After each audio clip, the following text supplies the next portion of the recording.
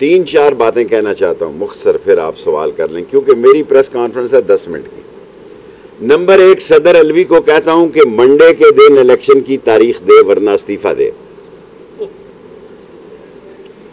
बहुत हो गई है इस कौम के साथ। आईनी तौर पर सदर अलवी साहब इख्तियार रखते हैं, मंडे को लेट कर दिया है।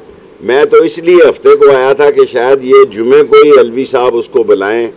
राजा साहब ने मेरे साथ 3 साल काम किया है, 3 साल। मुझे बहुत अफसोस है राजा साहब, इस मुल्क को बुरान में धकेलने में इलेक्शन कमीशन ने इज्जत नहीं कमाई।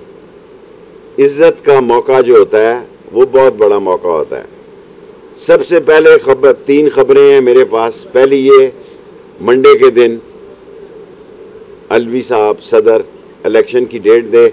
जो ये सियासी तौर पर बक बक करें, टैं टैं करें, टैं टैं फिश करें, वो आप डेट दे दें अलवी साहब, बाकी देखते हैं सुप्रीम कोर्ट में क्या होती है।